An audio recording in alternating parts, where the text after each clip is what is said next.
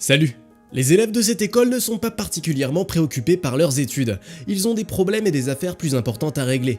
Leurs relations avec leurs parents, leurs amours non réciproques, les intimidations et la pauvreté ne sont-ils pas des raisons suffisantes pour tomber dans une dépression nerveuse? Mais tout bascule lorsque l'école est condamnée à devoir fermer faute de bons résultats scolaires et qu'un nouveau professeur mystérieux fait son apparition. Un drôle de personnage, Monsieur Cheng, se présente pour un entretien dans une école à Hong Kong. Il n'a ni expérience ni formation particulière. Bien évidemment, le principal le refuse poliment, d'autant plus qu'ici il y a de gros problèmes de performance scolaire et de discipline. Mais Cheng lui montre une sorte de lettre de recommandation qui lui fait changer d'avis. Il prévient qu'il n'offrira ni prime ni indemnité à Cheng pour ses heures supplémentaires. À vrai dire, Cheng gagnerait mieux sa vie en tant que serveur. Mais ses propos n'effraient pas du tout Cheng. Il se serre la main et accepte que Cheng aille travailler dès le lendemain. Lorsque le nouveau prof entre dans sa classe, les enfants ne remarquent d'abord même pas sa présence. Ils papotent, jouent aux jeux vidéo, se préparent des nouilles instantanées, accordent leur ukulélé, bref, ils font tout sauf se préparer au cours. Mais plutôt que de les punir, Monsieur Cheng essaie de les aborder et de leur donner quelques conseils amicaux sur ce qu'ils sont en train de faire. Puis il se présente et dit qu'à partir de maintenant, il sera leur professeur principal et qu'il leur enseignera également les sciences sociales. Pendant quelques instants, il réussit à capter l'attention des élèves. Les enfants l'interrogent sur sa vie aux États-Unis et sur son tatouage, mais cela ne dure pas bien longtemps. Les élèves retournent à leurs petites affaires et Monsieur Cheng se donne bien du mal pour les ramener sur le droit chemin. Entre chaque classe, certains enfants se livrent à d'autres occupations que de préparer leurs cours. Par exemple, pendant la récréation, l'un d'eux court vers le gymnase pour fumer en cachette et échanger des ragots avec les autres élèves. Mais soudain, leur petite sauterie est interrompue par le capitaine de l'équipe de basket locale. Une bagarre manque de se déclencher entre les jeunes, mais les athlètes doivent se dépêcher de se rendre à l'entraînement. Leurs amis vont également le voir. Toutefois, l'un d'entre eux, l'orphelin Jack, a un but précis en tête. Il aime une fille qui semble être amoureuse du capitaine de l'équipe, alors il décide de lui faire du mal. Le gars jette une bouteille en verre sur le terrain et nie complètement les faits. Le lendemain, un comité d'examen arrive à l'école. Il semblerait que le responsable soit sceptique, mais le directeur essaie de faire bonne impression par tous les moyens. Entre-temps, des garçons cherchent à jouer un tour à Monsieur Cheng, mais il se révèle plus rapide qu'il ne le pensait. Monsieur Cheng déclare que si ces derniers veulent tellement sécher les cours, ils doivent répondre à 3 questions afin de pouvoir être libres. Le premier petit vénard est le gars avec le ukulélé. Il est autorisé à rentrer chez lui, alors il sort de la classe en dansant. Ensuite, tout le monde se met à chanter à l'unisson en déclarant qu'ils veulent aussi quitter la classe, mais malheureusement, le chef du comité est témoin de la scène.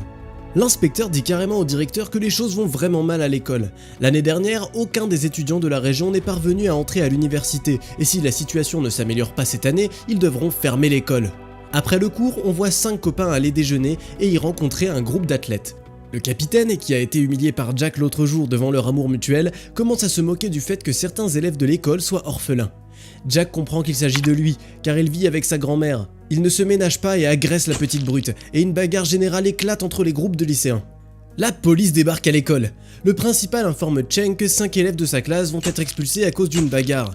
Le nouveau professeur a une discussion animée avec le directeur, puis court tête baissée vers la classe pour retrouver Jack et le capitaine de l'équipe de basketball en train de se battre. Le professeur les sépare et leur annonce que le directeur leur offre encore une dernière chance.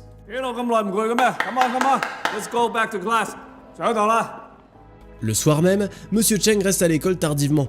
Il trouve les dossiers personnels des 5 camarades et en apprend beaucoup sur leur vie. Il s'avère que le gars avec le ukulélé est un immigrant du Pakistan qui a grandi à Hong Kong. Il rêve de devenir musicien et a été rejeté toute sa vie à cause de sa couleur de peau. Gladys, une fille aux cheveux courts, déteste les passe-temps féminins depuis sa plus tendre enfance.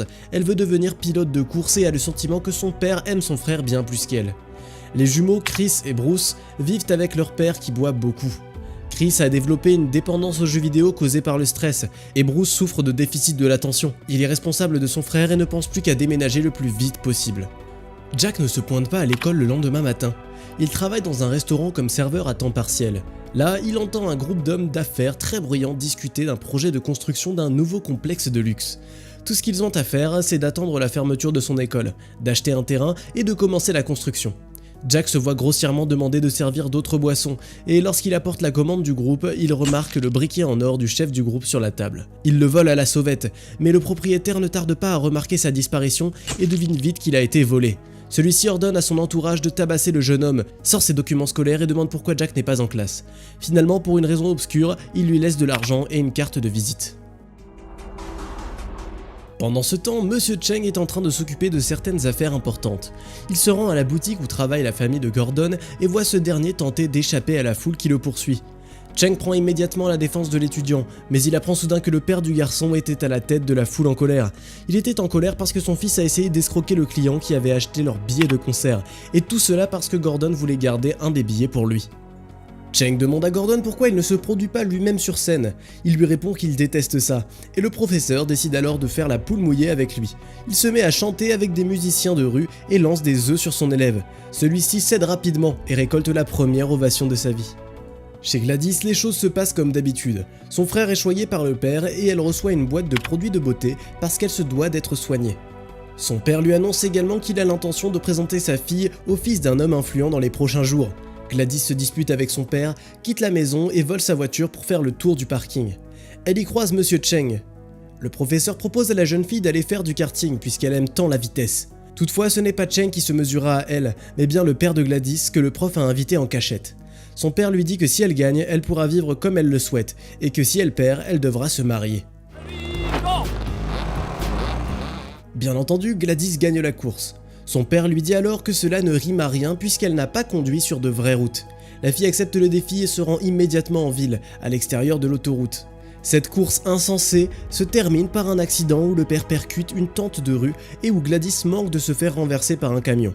Durant les premières minutes, son père est convaincu qu'elle n'a pas survécu et lui dit enfin ces paroles qui lui étaient difficiles à prononcer auparavant. C'est un nouveau jour d'école qui commence. Les élèves de Monsieur Cheng ne comprennent pas pourquoi il les a conduits au centre de réhabilitation. En fait, il a rencontré le père de Chris et Bruce au préalable et a réussi à le convaincre de demander de l'aide. Désormais, les élèves ont le droit de poser toutes les questions qu'ils veulent à Monsieur Wang, mais personne ne sait qu'il est le père de leur camarade de classe. Les jumeaux lancent des questions percutantes à leur père en prétendant qu'ils ne le connaissent pas. Monsieur Wang avoue qu'il est un très mauvais père, mais qu'il souhaite sincèrement s'améliorer. Il a déjà perdu sa femme qui l'a trompé et bientôt il perdra ses enfants. Et s'il le pouvait, il dirait à ses fils qu'il les aime et qu'il a vraiment honte.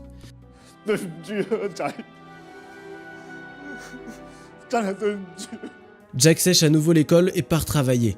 Mais pour un nouveau job cette fois-ci. Il travaille désormais pour le voyou du restaurant. Ce dernier possède une salle de sport et annonce au nouvel employé qu'il y aura un duel explosif le lendemain. Tout le monde parie sur un combattant coriace et le patron lui demande de perdre pour avoir plus d'argent. Mais l'athlète refuse. Ils ont alors besoin de l'aide de Jack, il doit faire avaler au boxeur une sorte de drogue relaxante provenant de l'armée américaine. Cheng rend visite à la grand-mère de Jack. Selon elle, les parents du garçon sont morts dans un accident de voiture. Cheng constate qu'il mène une vie très modeste. L'État ne leur a pas attribué de logement classique. La grand-mère fait étalage de son petit-fils et montre à l'enseignant son journal intime avec d'excellentes notes. Cheng se rend compte que le journal intime est un faux et apprend que son élève travaille toute la journée pour arrondir ses fins de mois. Dans les affaires personnelles de Jack, il remarque une bouteille contenant une substance étrange. Lorsque la grand-mère demande la raison de sa visite, le professeur lui ment en prétendant vouloir accorder une bourse à son petit-fils et lui remet de l'argent. La salle de sport se prépare pour la grande épreuve. Le patron de Jack lui dit de lancer l'opération et celui-ci s'apprête à verser la substance dans une bouteille d'eau. Tout semble se dérouler comme prévu, mais soudain le garde du corps remarque qu'il y a quelque chose qui cloche. Il sort la bouteille de la poche du gars, s'en empare, et lorsque Jack demande au patron de prendre sa défense, celui-ci prétend ne rien savoir.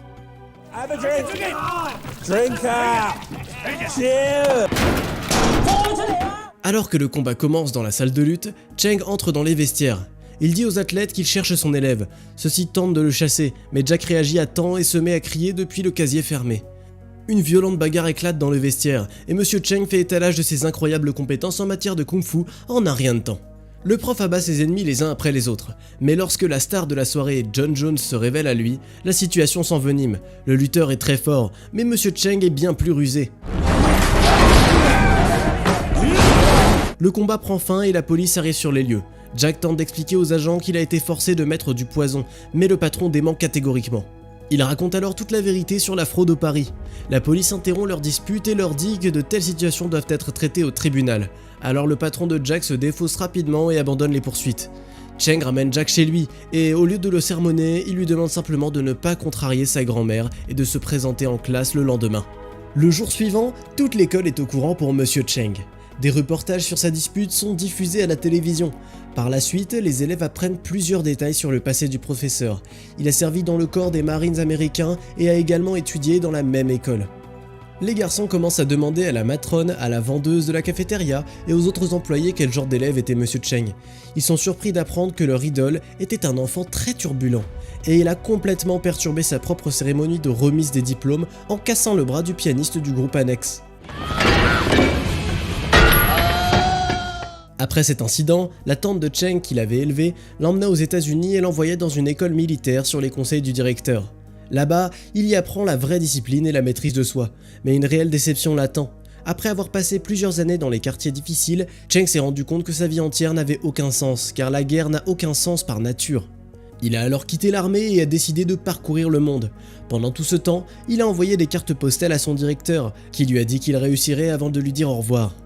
Mais après un long voyage à travers l'Occident, il décide de revenir dans son pays natal. Là-bas, il a d'abord rendu visite au directeur qui a souhaité que Monsieur Cheng revienne à l'école pour enseigner à la nouvelle génération, et il lui a écrit la même lettre de recommandation. L'histoire de Monsieur Cheng inspire non seulement les enfants mais aussi les professeurs. L'atmosphère de l'école change complètement. Les élèves se préparent aux examens, participent à des activités créatives et rêvent de leur avenir à l'université. Mais Bruce ne parvient pas à se fondre dans ce nouveau moule. Il se rend à la pharmacie et achète en cachette des psychostimulants pour traiter son déficit de l'attention. Malheureusement, cela ne l'aide pas. À l'examen suivant, il obtient la pire note du groupe. Après le cours, Cheng propose de donner des cours particuliers à Bruce, mais ce dernier n'est pas emballé. Le lendemain, il ment à son frère en prétendant qu'il est malade et se retrouve seul chez lui. Après avoir fermé la porte à clé, il se met à sangloter, puis écrit un mot et se jette du balcon. À l'hôpital, on annonce à Chris et à son père que Bruce est tombé dans le coma. Au bout de quelques heures, la télévision régionale ne cesse de parler de ce qui est arrivé aux jeunes élèves d'une école bien connue. Le directeur de l'école se retrouve dans le pétrin, et des représentants du ministère de l'Éducation s'intéressent à Monsieur Cheng. Ils l'invitent à une conversation et commencent à remettre en question ses méthodes d'enseignement atypiques. Ce dernier leur répond que le problème n'est pas du tout dû à lui, mais au système qui exerce une pression insupportable sur les enfants. Pendant ce temps-là, les enfants de l'école attendent déjà leur prof préféré. Finalement, ils aperçoivent la moto de Monsieur Cheng sous les arbres et se ruent vers lui. Ils apprennent alors qu'il vient d'être licencié. Les enfants tentent d'arrêter le professeur, mais sans succès. Il semble que l'école n'ait jamais été aussi calme que maintenant. Mais rien n'y fait. Ils doivent préparer les examens, d'autant que de bons résultats peuvent changer l'opinion de la commission sur Monsieur Cheng. Les enfants font de leur mieux, s'entraident et passent tout leur temps à étudier. Le patron de Jack apprend aux informations qu'en fonction des résultats des examens, l'école ne sera peut-être pas fermée et demande à ses sbires d'obtenir le numéro de Cheng. Le jour de l'examen, les enfants reçoivent tous des messages de leur prof préféré. Ils attendent Cheng dans la salle de classe, mais à sa place, le méchant du club de fitness arrive avec sa bande qui a envoyé ces messages. Il ordonne à ses sbires de leur retirer leur téléphone et les abandonne à leur sort. Ils sont presque résignés au fait qu'ils seront en retard à l'examen, quand soudain,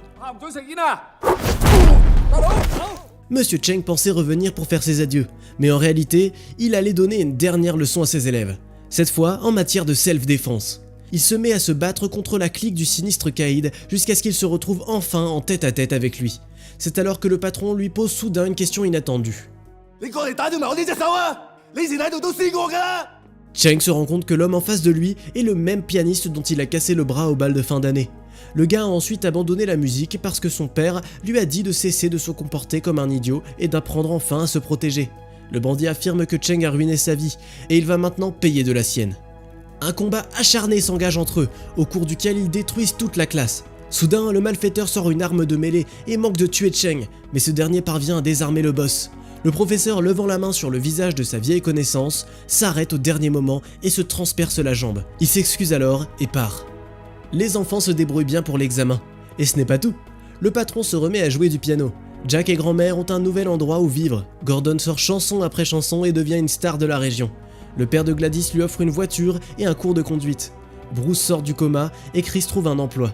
Et enfin, le plus important, le financement de l'école est non seulement maintenu, mais aussi augmenté. Et bien sûr, le professeur préféré de tous revient dans la classe des sciences sociales. Dis-nous dans les commentaires si toi aussi tu as eu un prof qui a changé ton destin. bien qu'il y ait peu de gens aussi beaux que Monsieur Cheng. Donc n'hésite pas aussi à te lâcher un peu et de parler des personnes qui auraient pu te gâcher la vie. Et abonne-toi à la chaîne, car un tas d'autres histoires de films sympas t'y attendent.